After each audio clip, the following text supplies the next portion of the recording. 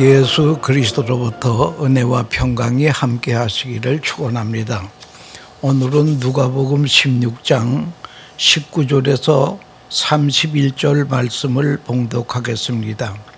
한 부자가 있어 자색옷과 고운 베옷을 입고 날마다 호화롭게 즐기더라. 그런데 나사로라 이름하는 한 거지가 헌데투성이로 그의 대문 앞에 벌어진 채 그 부자의 상에서 떨어지는 곳으로 배불리로 하매 심지어 개들이 와서 그 헌데를 핥더라. 이에 거지가 죽어 천사들에게 받들려 아브라함의 품에 들어가고 부자도 죽어 장사되매 그가 음부에서 고통 중에 눈을 들어 멀리 아브라함과 그의 품 안에 있는 나사로를 보고 불러 이르되 아버지 아브라함이여 나를 긍휼히 여기사 나사로를 보내어 그 손가락 끝에 물을 쥐고 내 혀를 서늘하게 하소서. 내가 이 불꽃 가운데서 괴로워하나이다. 아브라함이 이르되 너는 살았을 때에 좋은 것을 받았고 나사로는 고난을 받았으니 이것을 기억하라. 이제 그는 여기서 위로를 받고 너는 괴로움을 받느니라. 그뿐 아니라 너희와 우리 사이에 큰 구덩이가 놓여 있어 여기서 너희에게 건너가고자 하되 갈 수가 없고 거기서 우리에게 건너올 수 없게 하였느니라. 이르되 그러면 아버지여 구하오니 나사로를 내 아버지 집에 보내소서. 내 형제 다섯이 있으니 그들에게 증언하게 하여 그들로 이 고통받는 곳에 오지 않게 하소서. 아브라함이 이르되 그들에게 모세와 선지자들이 있으니 그들에게 들을지니라. 이르되 그렇지 아니하나이다. 아버지 아브라함이여 만일 죽은 자에게서 그들에게 가는 자가 있으면 회개하리이다. 이르되 모세와 선지자들에게 듣지 아니하면 비록 죽은 자 가운데서 살아가는 자가 있을지라도 구원함을 받지 아니라 하였다 하시니라. 아멘. 이 말씀을 가지고 이것을 기억하라 라고 하는 주제로 말씀드리려고 하는 것입니다. 경영학의 대가인 피터 드러커 박사가 미리 가본 미래라는 책을 썼습니다. 미래를 미리 가볼 수 있다면 얼마나 좋겠습니까? 미래는 현재로 반드시 다가옵니다. 현재는 반드시 과거의 뒷전으로 밀려가게 되어 있습니다. 그리고 미지의 불확실한 미래가 현재로 다가오고 있습니다. 운전할 때에 가장 기본적인 것은 뒤를 돌아다보지 않아야 됩니다. 꼭 뒤를 봐야 될 경우에는 백밀러만 잠깐 볼 수 있습니다. 어떤 경우에도 앞만 바라보고 가야 됩니다. 만약 뒤를 돌아보는 순간 미래는 망쳐버리게 되는 것입니다.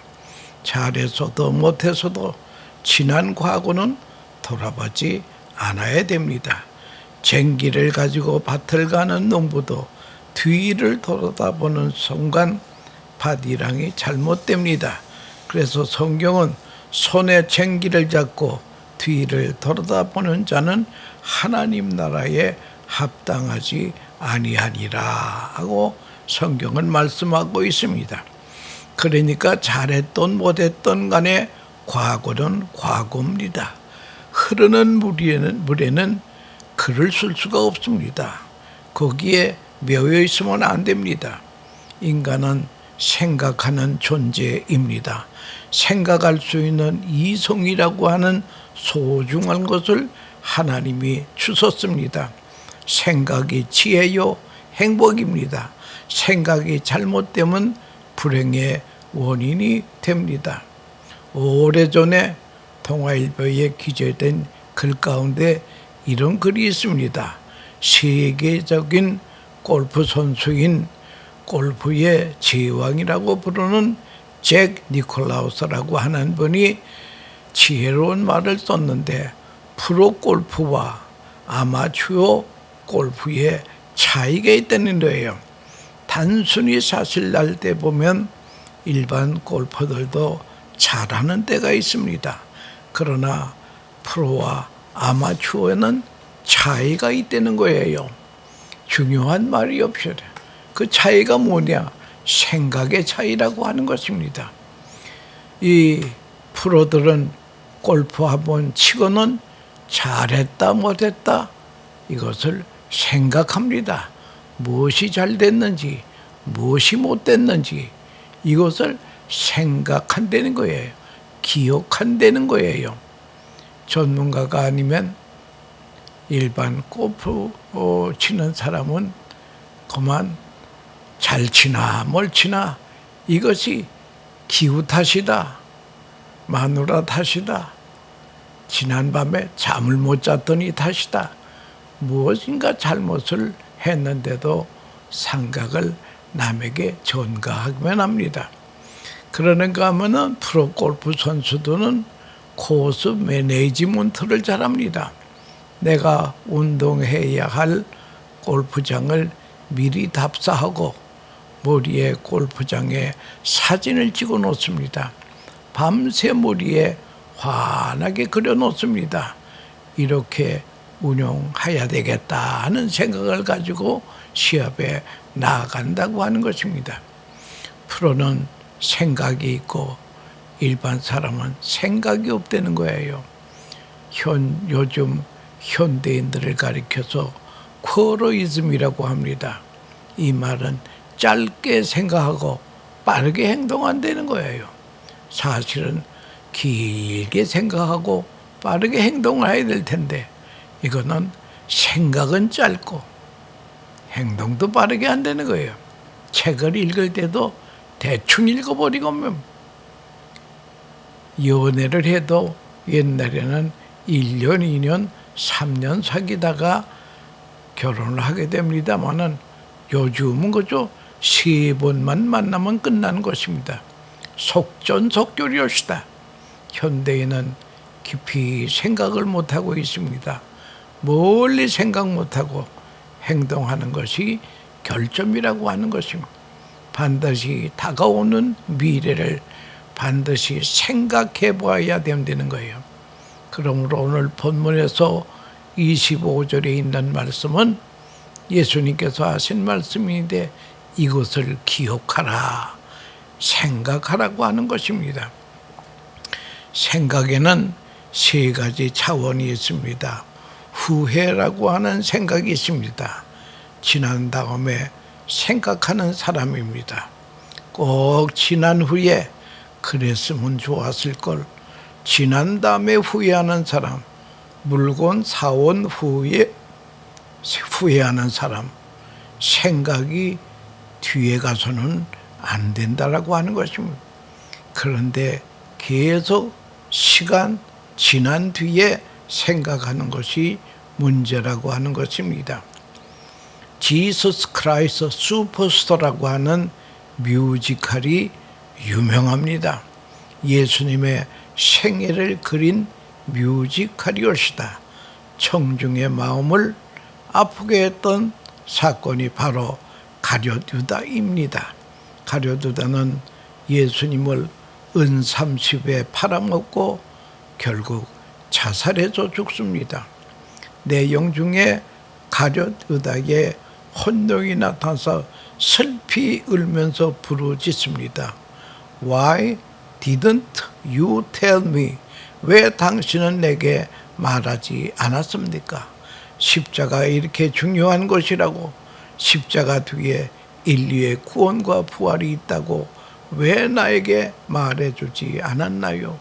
그것을 제가 알았더라면 왜 예수님을 팔았을까요? 하며 슬피 웁니다.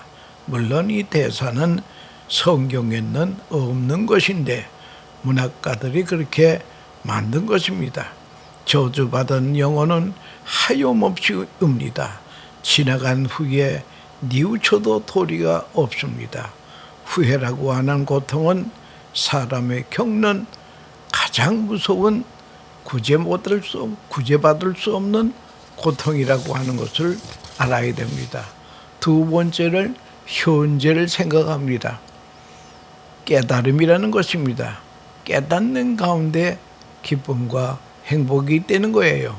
그 다음에 세 번째는 미래를 생각합니다. 미래를 전망합니다. 아주 귀한 것입니다. 심판의 그날을 지금 생각해 보는 것입니다.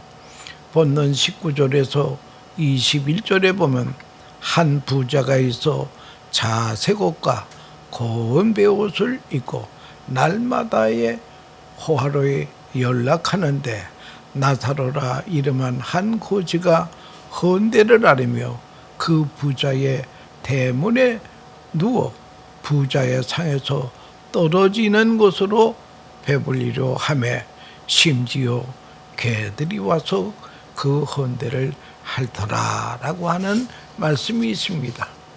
부자와 가난한 자가 살았습니다. 부자는 날마다 사치스럽게 향락에 도취되어 있습니다. 요즘 말로 말하면 맨날 댄스 파티만 하고 즐깁니다. 그런데 거지 나사로는 몸에 헌대를 앓고 있었습니다. 얻어먹는 처지라 부잣집 부스러기 쓰레기를 뒤져서 연명을 합니다. 비참하게 살았습니다. 그런데 예수님의 말씀은 이것을 기억하라고 명령하십니다. 무엇을 기억하고 생각하라는 것입니다. 첫째는 부자도 죽고 거지도 죽었다는 사실입니다. 그것을 생각하라는 것입니다. 여러분, 이 죽음이라고 하는 것은 부자도 죽고 가난한 자도 죽고 잘 살아도 죽고 못 살아도 죽고 환자만 죽는 줄 알았더니 의사도 죽더라고 하는 것입니다. 행복해 봐도 그것이 임시이고 고통 당하며 살아도 그것이 다 임시적이라고 하는 것입니다. 그래서 유명한 이야기 중에 이것 또한 지나가리라. 세상 만사는 성공 실패가 그냥 지나가고 있다라고 하는 것입니다. 영화의 스크린 돌아가듯이 그냥 지나가는 세상이 올시다. 어렵습니까? 어려움도 지나갑니까? 성공해서 기쁩니까? 기쁨도 지나간다는 거예요. 다 같이 죽는다는 사실을 기억하라는 거예요.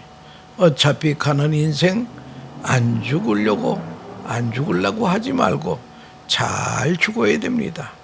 안 늙으려고 무천 애를 많이들 쓰더라고요. 불가마 앞에서 마사지를 하고 성형 수술도 하고 야단입니다.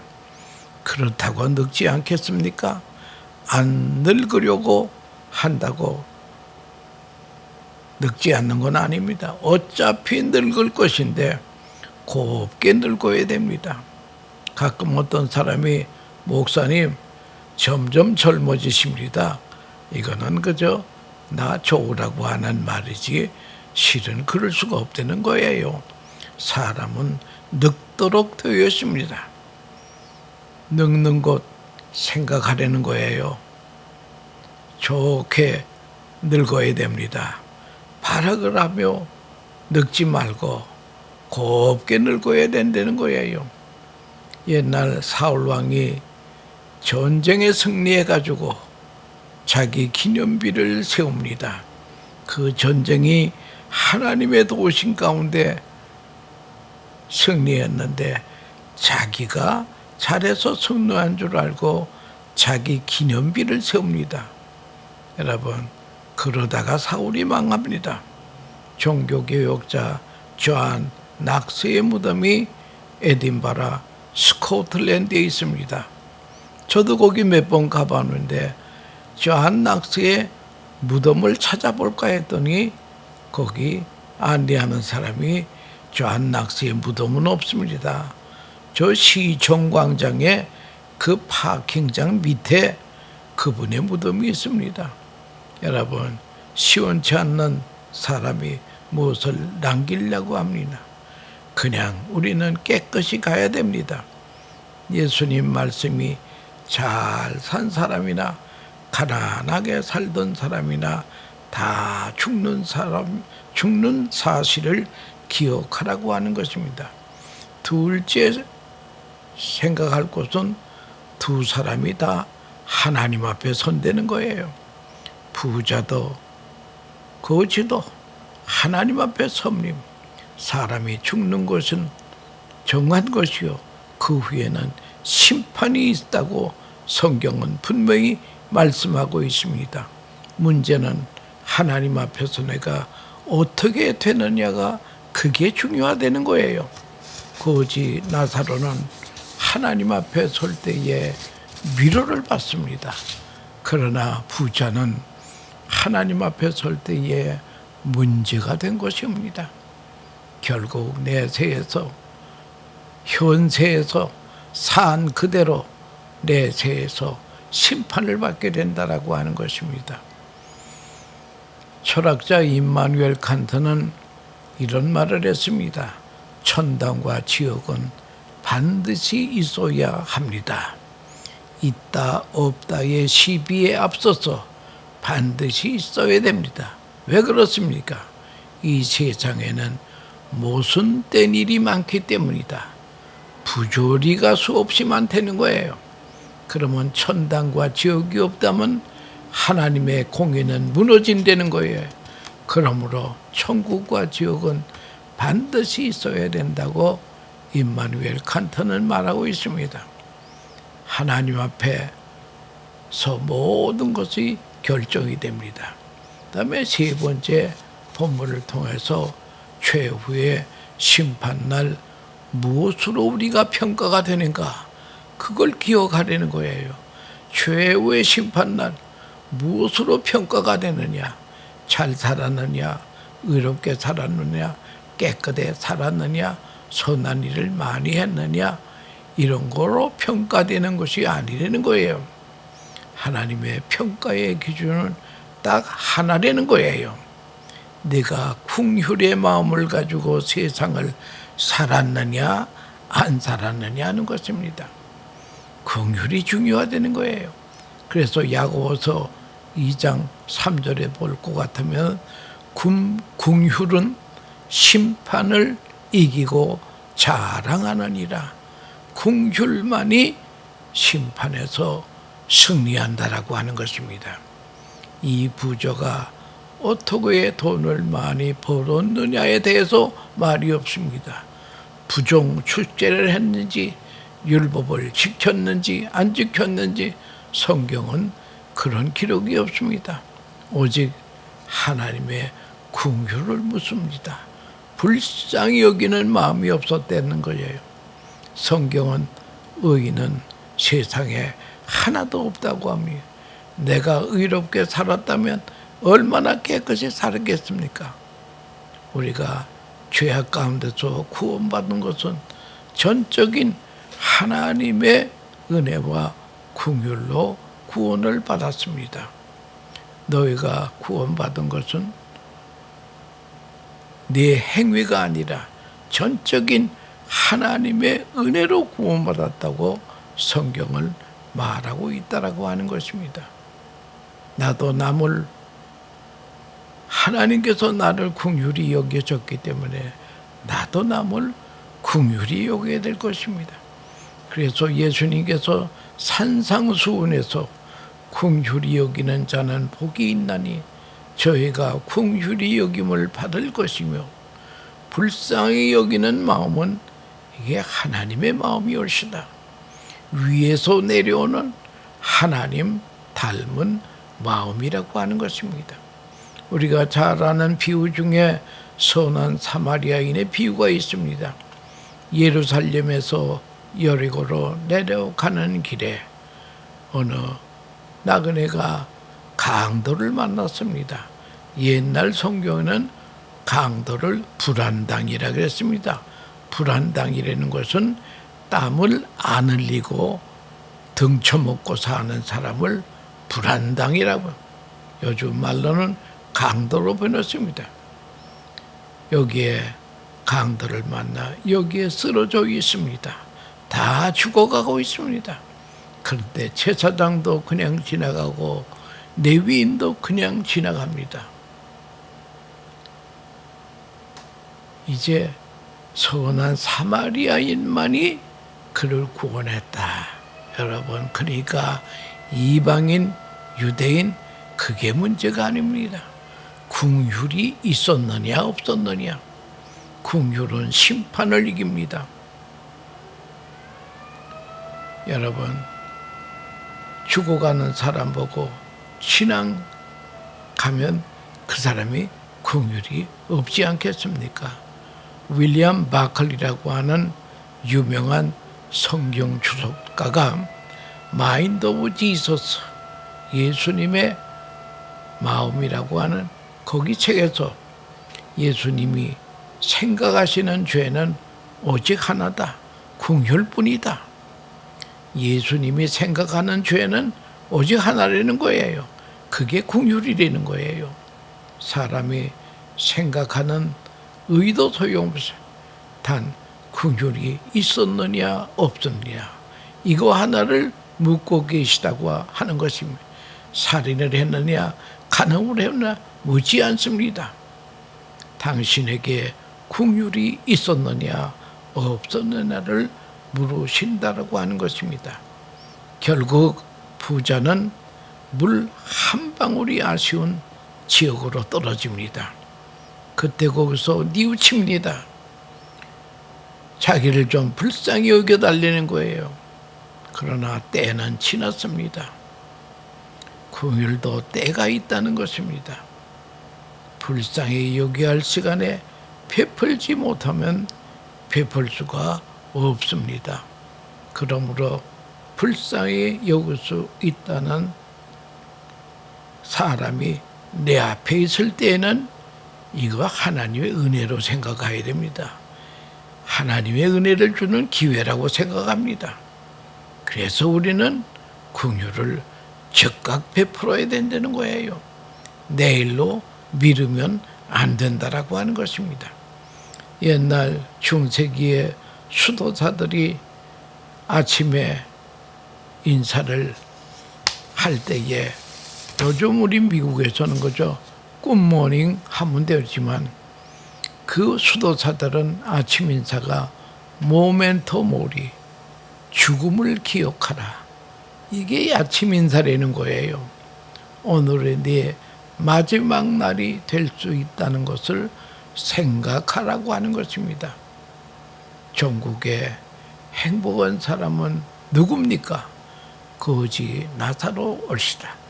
이 나사로라고 하는 뜻은 하나님은 나의 도움이시다. 그는 하나님은 나의 거지로 살지만 하나님은 나의 도움이시라고 하는 그러한 신앙을 가지고 살았습니다.